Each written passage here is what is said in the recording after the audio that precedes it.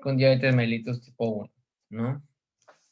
Es insulino dependiente. Es un paciente que no forma insulina de forma natural por un problema autoinmunitario. ¿Qué desencadena este problema autoinmunitario? No lo sabemos, ¿ya?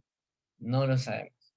Puede ser una, eh, puede ser una inmunización, por ejemplo, por vacunas, puede ser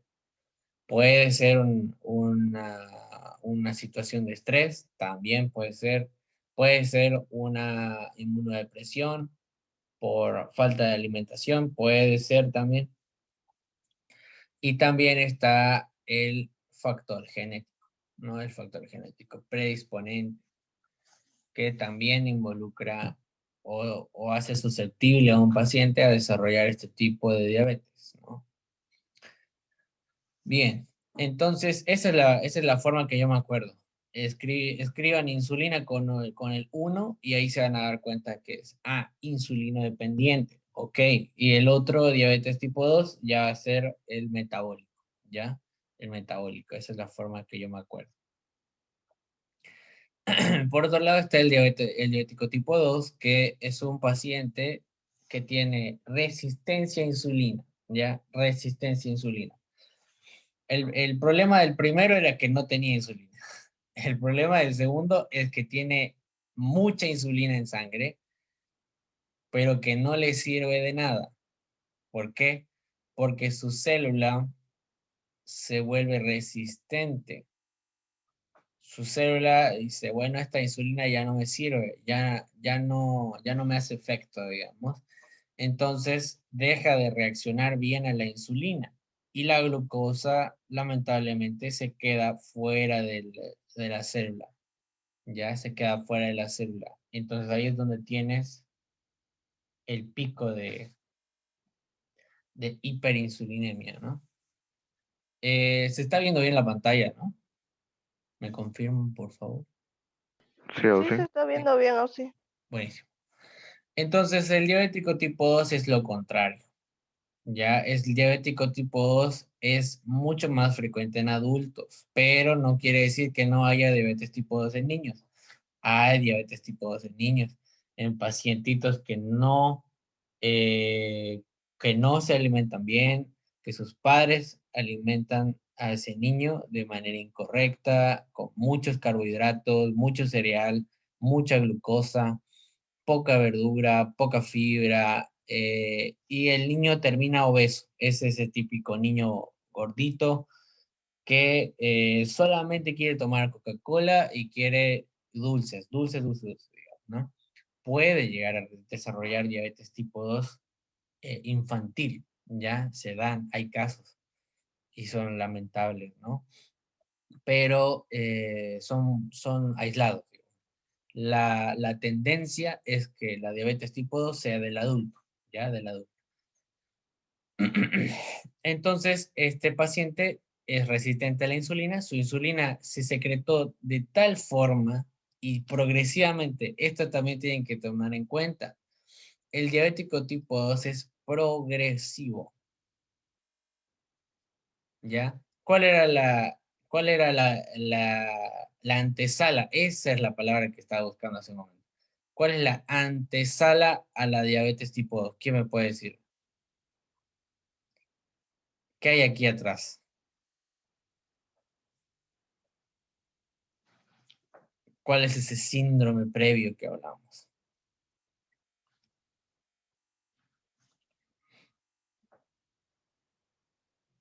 Síndrome El metabólico. metabólico. Síndrome metabólico, síndrome X también se llama.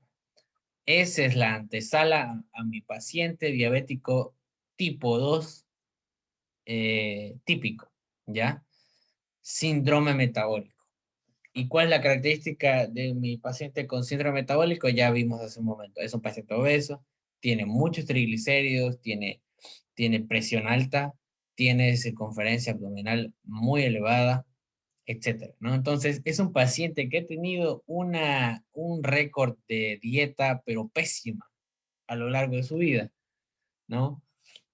Mucho consumo de hidratos de carbono, mucho consumo de grasas. Eso genera que su cuerpo esté constantemente en estrés, ¿no? El paciente que es obeso generalmente tiene malos hábitos de alimentación, ¿no? Tiene picos de insulinemia constantes. Y el problema de este paciente, a ver, vamos a ponerlo en una diapo en blanco. Entonces, el problema de este paciente con diabetes tipo 2 es que constantemente tiene picos de insulina, ¿no? Picos de insulina. Uno por aquí, otro por allá, día tras día. Entonces, eventualmente su páncreas se fatiga, ¿no? Se fatiga el páncreas. Por un lado, va a haber dos respuestas, ¿ya? Hay una respuesta que es temprana sí, vamos a ponerla temprana, ¿no? Hay una respuesta temprana. Y hay otra que es la respuesta tardía. ¿Qué es lo que pasa? Inicialmente en la respuesta temprana van a haber picos de insulinemia que van a ser peligrosos, ¿ya?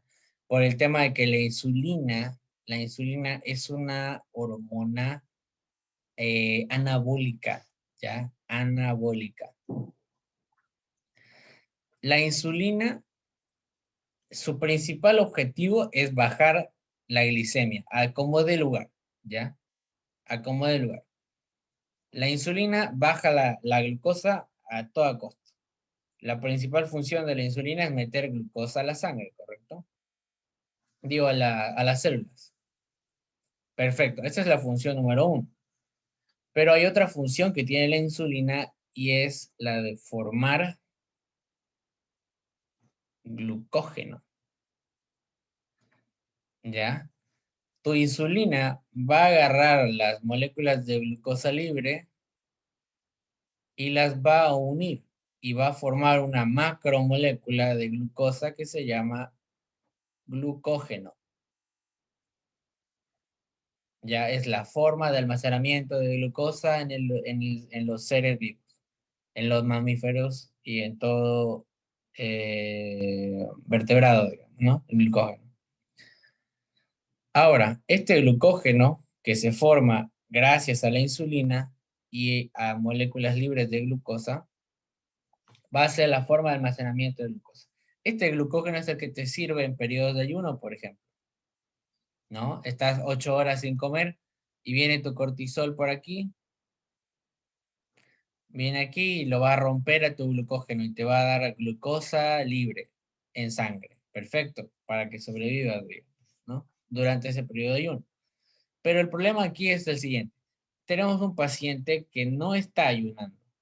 Es un paciente que generalmente consume demasiados hidratos de carbono y demasiados lípidos. Entonces, ¿qué pasa? La insulina forma glucógeno, pero como no se está utilizando, no se está rompiendo el glucógeno para liberar glucosa libre, este glucógeno se va a acumular y se va a acumular y se va a acumular en el hígado, ¿ya? El hígado va a ser el principal almacenamiento de glucógeno en el cuerpo, ¿ya? El principal. El otro es el músculo, pero el músculo almacena glucógeno para sí mismo, ¿ya? No libera la sangre, sino que lo utiliza para uso local, ¿ya? En este caso, el hígado sí almacena glucógeno para uso sistémico. El problema es el siguiente, se almacena tanto glucógeno que llega a un tope y se satura de glucógeno, pero el paciente sigue comiendo, sigue comiendo, sigue comiendo hidratos de carbono, sigue comiendo lípidos. ¿Y qué es lo que pasa? La glucosa que va a llegar después de la saturación dentro del hígado se va a biotransformar a triglicéridos, ¿ya? Es una cadena un tanto complicada que no la vamos a explicar ahora porque no nos incumbe mucho, Pero la cuestión se forman triglicéridos, ¿ya? Ese triglicérido va a viajar a la sangre y genera, bueno, una vez en sangre, el triglicérido se acumula, ¿no? En los tejidos grasos, o sea, en el tejido adiposo, en el adipocito, y como es un lípido que es liposoluble, se almacena sin ningún problema, ¿no? Sin ningún problema. Ahora, eso es lo que te da la clínica de un paciente obeso, ¿no? Un paciente obeso porque se está formando muchos triglicéridos a base de glucosa que no se utiliza, ¿ya? De toda la glucosa que consume nuestro paciente, utilizará el 20%, digamos, ¿ya? Quizás un 30%, si es que está muy gordo, digamos, ¿no? Porque a más peso, mayor requerimiento metabólico, ¿no? Más peso, mayor requerimiento metabólico. Tu músculo va a gastar más energía, tus articulaciones van a resistir más, se van a desgastar más rápido y va a haber una reestructuración del cartílago de forma más rápida, ¿no? Bueno, cuestión que nuestro paciente es obeso por eso, porque el aumento de glucosa en sangre que no se utiliza se biotransforma en triglicéridos y eventualmente va a almacenarse en el adipocito, que está en todos lados, y el paciente se vuelve obeso, ¿no? Esa es en etapa temprana. No está causado 100% por la insulina, pero sí está anexado a esto, ¿no? Entonces dijimos, es una hormona anabólica, ya sintetiza, eh, sintetiza el glucógeno, ¿ya? Esa es una de sus funciones. Pero, ¿qué pasa en un estadio tardío? En el estadio tardío, el paciente deja de formar insulina, ¿ya? Deja de formar insulina porque su célula beta se atrofia, ya deja de funcionar. Y el paciente pasa de ser un paciente resistente a la insulina a un paciente insulino dependiente en estadios tardíos, obviamente ya terminales, digamos, ¿no? De la diabetes tipo 2. El paciente pasa a ser insulino dependiente, porque ese páncreas trabajó de tal forma y de forma progresiva que deja de funcionar, ¿no? Eso es lo que pasa un poco con el páncreas al momento de reaccionar a estos picos de hiperglicemia. Ahora, lo que nos incumbe a nosotros es que nuestro paciente diabético tipo 2 va a ser de tipo metabólico, resistente a insulina y va a ser adulto, ¿no? Perfecto. ¿Ocurre todo esto? Sí ocurre. ¿Es un problema? Sí. ¿Se puede revertir? Sí, se puede revertir. Hay casos de pacientes que tienen diabetes tipo 2 que gracias a su dieta y a su compromiso consigo mismo, puede llegar a revertir ciertos signos y síntomas de un diabético, ¿no? Y llevar una vida sana, ¿no? Hay casos en el que el paciente, si bien tiene diabetes, pero lleva una vida sana y tiene una menor mortalidad, ¿no? Pero eso depende del paciente. Aquí está un poco la relación que les hacía hace un momento de cómo reacciona el páncreas ante la glucosa alta, ¿no? Ante la hiperglicemia postpandrial. El páncreas reacciona al aumento de glucosa formando insulina. ¿Quién forma insulina? La célula beta del páncreas, ¿ya? A su vez, la insulina es una hormona anabólica, dijimos, ¿no? ¿Saben la diferencia entre anabólico y catabólico, ¿no? El anabolismo es formación de moléculas grandes en base a moléculas chiquititas, ¿ya? por ejemplo, el anabolismo proteico es, utilizas aminoácidos para formar una proteína, ¿no? Utilizas ladrillitos para hacer una casa, digamos, ¿no? Ese es el anabolismo. El catabolismo va a ser lo contrario. El catabolismo agarra la molécula grande y la convierte en moléculas chiquititas, ¿ya? Destruyes la casa para material, digamos, ¿no? Que no se hace. Pero bueno. Entonces, anabólica, forma glucógeno, ¿ya? Forma glucógeno y lo almacena en el hígado. Perfecto. Ahora, el efecto de la insulina es que forma glucosa, forma glucógeno a base de glucosa y ese glucógeno se almacena. El resultado es que baja la glucosa en sangre, ¿ya? Baja la glucosa en sangre. Ahora, este descenso de glucosa también va a tener un feedback positivo, ¿ya? Baja la glucosa y eso va a generar un aumento de otra hormona, en este caso el glucagón, ¿ya? El glucagón. El glucagón vendría a ser el contrarregulador de la insulina, ¿ya? Es el contrarregulador de la insulina. Si la insulina baja la glucosa, el glucagón la va a elevar. A ver, ahí en el chat.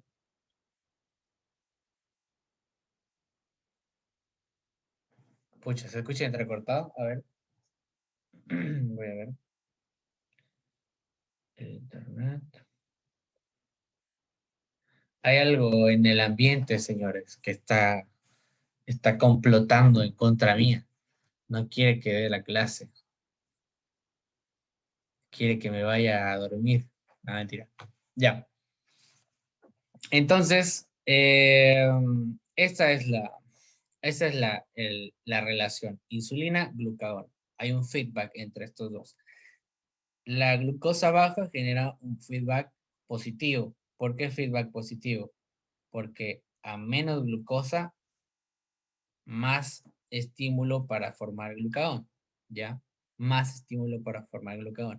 Entonces, este glucagón se libera desde el páncreas y lo que hace es que al llegar al hígado va a agarrar este glucógeno y lo va a fraccionar, lo va a alisar, ¿ya? Lo va a alisar y va a generar glucosa libre, ¿ya? Glucosa libre.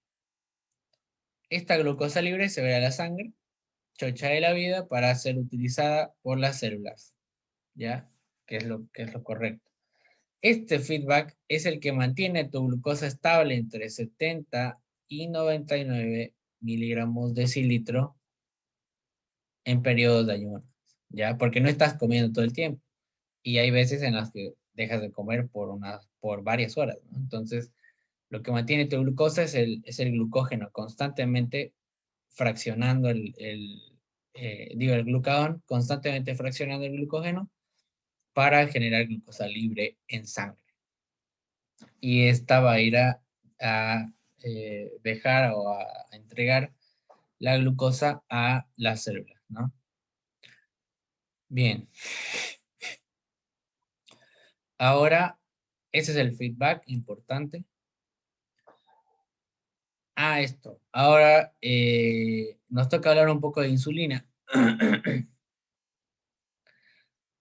La Estoy insulina, viendo cortes, Ausi. sí, pucha, maldito Sí, se internet. escucha entrecortado y no es posible saber cuándo se va a cortar. A ver, mientras Sí, yo lo escucho bien. ¿se escucha bien? Debe ser el internet de la compañera. Sí, y también se ve bien. Sí. De todos modos, sé que a veces hablo un poco rápido. Voy a tratar de ir un poco más pausado de todos modos. Entonces, ya estamos por terminar el tema, no se preocupen. Eh, por otro lado está la insulina, ¿ya? La insulina, que es la responsable de meter glucosa a la sangre, ¿no? A la sangre. Ahora, esta insulina, cuando estamos en un estadio normal, lo que hace es que capta a la glucosa, en este caso está representada por un hexágono, ¿no? Porque es una hexosa, ya es una hexosa.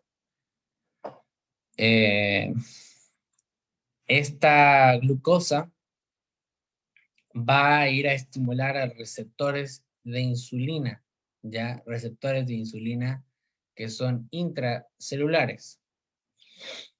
Y de este modo es que se utiliza la glucosa y es como que la insulina es un transportador, por así decirlo. Ya es un transportador. Eso es la llave de la puerta que necesita la glucosa para entrar a la célula, ¿no? Para entrar a la célula. Entonces, la insulina llega al receptor, se liga, y una vez se liga, lo que hace es que genera apertura o genera el viaje de los famosos GLUT, ¿ya? Los GLUT, que son transportadores de glucosa. Estos GLUT normalmente están en el núcleo, ¿ya? Están en el núcleo pegaditos al núcleo. ¿Y qué es lo que pasa cuando llega la insulina? La insulina llega, llega la insulina junto con un estímulo de glucosa y va a despolarizar al receptor. El receptor dentro de la célula manda un estímulo a través de proteosomas para movilizar a la glucosa, a los GLUT. Estos GLUT son proteínas, por si acaso, son proteínas de transporte, ¿ya? El GLUT, al ser estimulado por el receptor de insulina, va a viajar a la superficie de la célula y se va a pegar en la membrana, ¿ya? Se va a pegar en la membrana y va a formar un canal. Y este canal va a ser específico para glucosa, ¿ya? Específico para glucosa. Entonces, de esta forma se mete la glucosa a la célula y empieza a ser utilizada para el ciclo de Krebs, ¿no? Perfecto. Eso es lo ideal que sucede y que tendría que estar presente.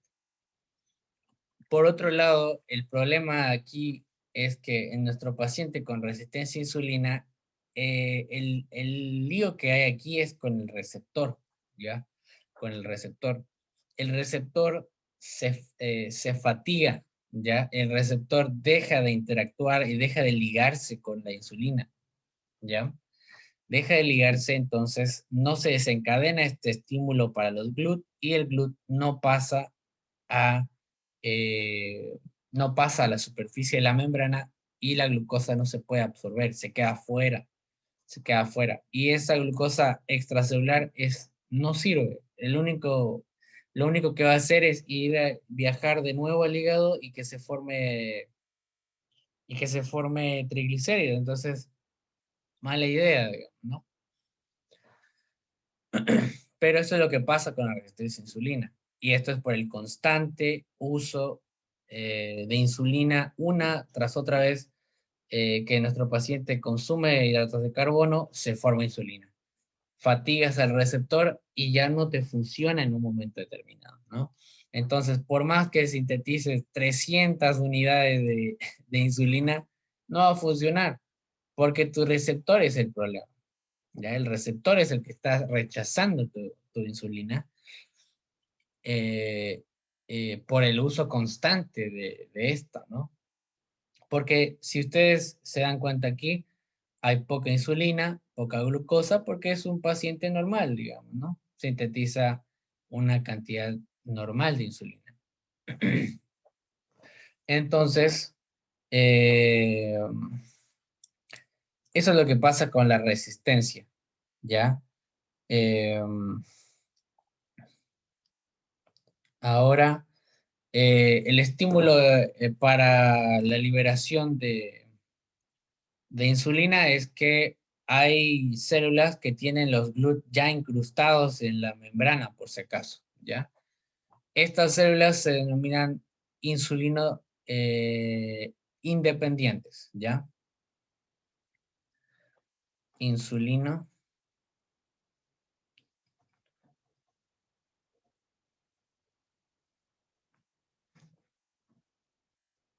independientes. No necesita insulina para meter glucosa.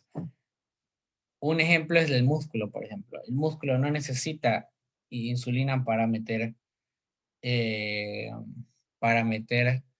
glucosa a su célula, ya al miocito, digamos. No necesita porque ya tiene incrustado en la membrana receptores de GLUT. En este caso, en el páncreas es GLUT2, ¿ya?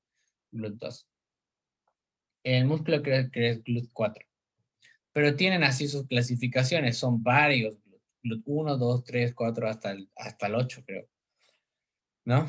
Entonces, hay células que no necesitan insulina para meter glucosa. En este caso, el páncreas mete glucosa y la glucosa va a ser el estímulo inicial para la liberación de insulina. ¿De qué forma? Pasa el ciclo de Krebs, se forma ATP. El ATP va a ir a estimular a canales de potasio sensibles a ATP, ¿ya? En este caso son canales de potasio de tipo metabotrópicos, ¿no? Se estimulan a través de reacciones metabólicas. Entonces, ¿qué pasa? Entra el potasio dentro de la célula y eso genera un aumento de potencial negativo. Para contrarrestar este estímulo, lo que hacen es que se aperturan canales de calcio, ¿ya? Se aperturan canales de calcio para contrarrestar ese intercambio iónico, digamos, ¿no? Se aperturan canales de calcio y este calcio al ingresar va a movilizar vesículas de insulina, ¿ya? Vesículas de insulina. El calcio, ya lo sabemos de memoria por despolarización y sinapsis, es un movilizador de vesículas por excelencia. Moviliza vesículas de adrenalina, moviliza vesículas de noradrenalina, de dopamina, ¿no? De todo tipo de hormonas hidrosolubles, ¿no? ¿Por qué hidrosolubles? ¿Qué me puede dar un porqué? ¿Por qué la hormona hidrosoluble necesita estar en una vesícula? Así encapsuladita. ¿Por qué? A ver. Todo tiene un porqué. Porque si no se disolvería. Ya. Otra causa. De hecho, está disuelta la insulina aquí, por si acaso. Está disuelta en el citoplasma de la célula. Y aquí es donde se encapsula, digamos, ¿no? Normalmente está disuelta.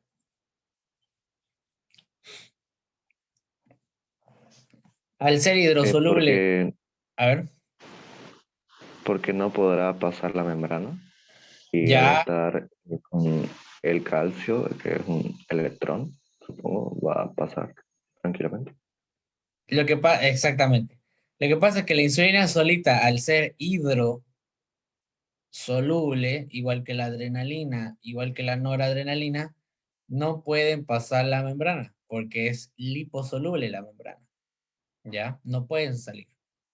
Solamente las hormonas, o sea, solamente las moléculas liposolubles, como hormonas, por ejemplo, el cortisol, digamos, o hormonas sexuales que estén formadas a base de colesterol, pueden entrar y salir a gusto, digamos, ¿no? Sin necesidad de vesículas. En este caso se la encapsula a la insulina para hacerla liposoluble, entre comillas, ¿ya? Porque al estar encapsulada, el, la, la circunferencia que genera es liposoluble, ¿no? Entonces entra en contacto con la membrana y eh, se fusiona de forma correcta, dejando un espacio grande para la liberación de insulina, digamos. Por eso es que está encapsulada. Entonces,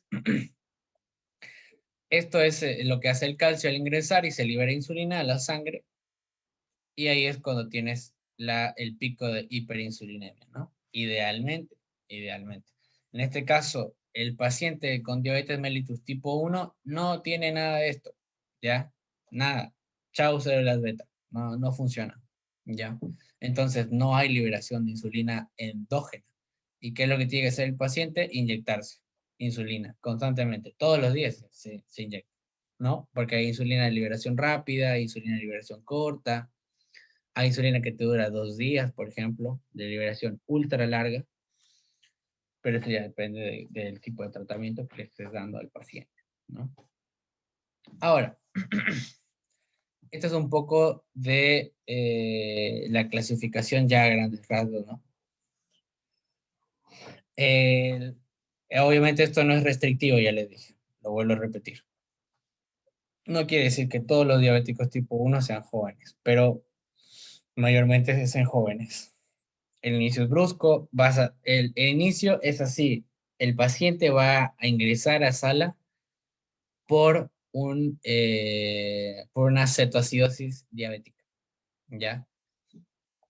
Hay tanta insulina, pero que no se está utilizando.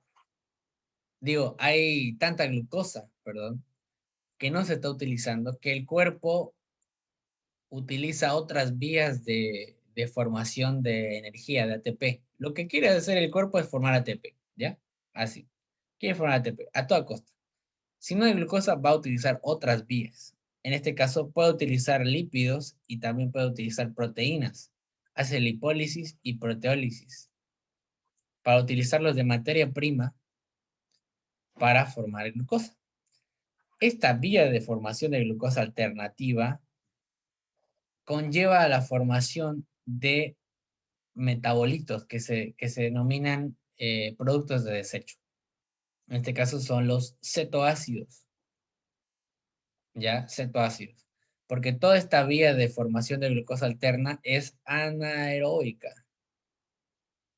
No utiliza oxígeno y tampoco utiliza glucosa.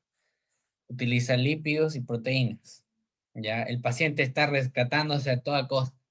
Está formando glucosa por cualquier vía.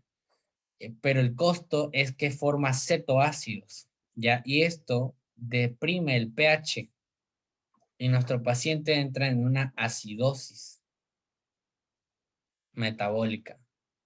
El paciente se va a desmayar, va a llegar frío a la consulta, va a llegar frío, desmayado, convulsionando. Entonces, ibas a ver que es un pacientito pediátrico, un pacientito de 8 años, de 10 años, que de la noche a la mañana se le acabó la insulina que tenía en sangre, digamos, ¿no? Porque esta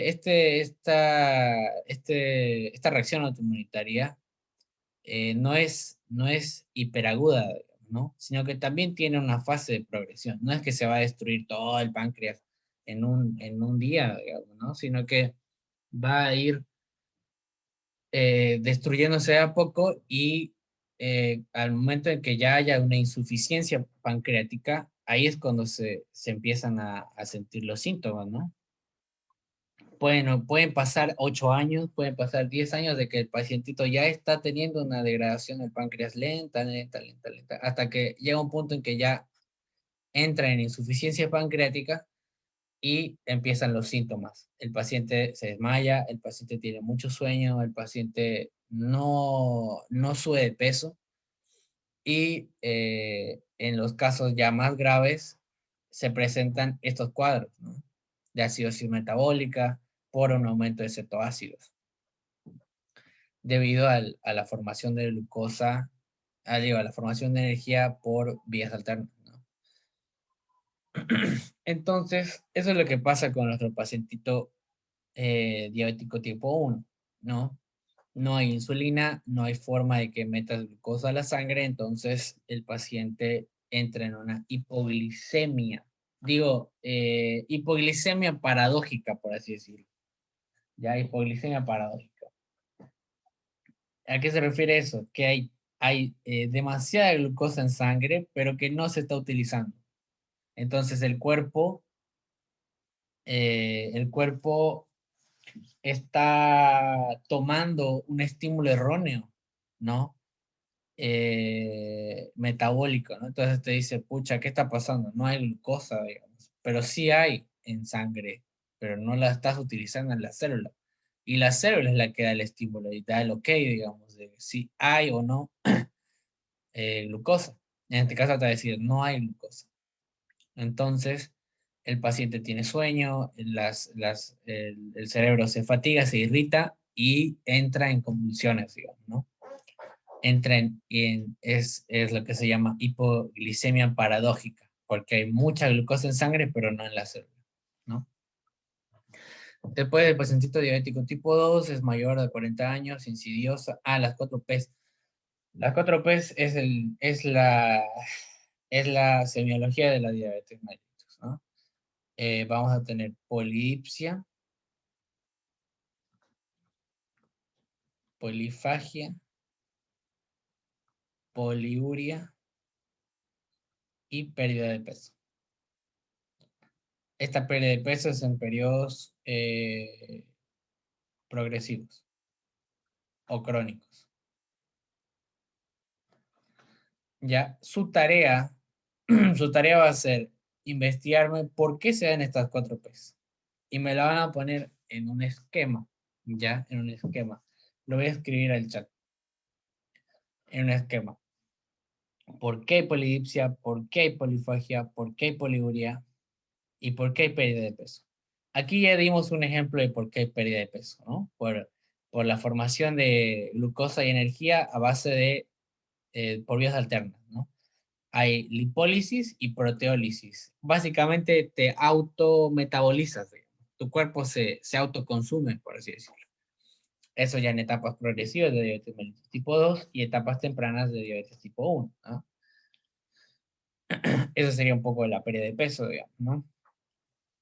Por otro lado, la polidipsia sería, por ejemplo, hablamos de la osmolaridad, ¿no?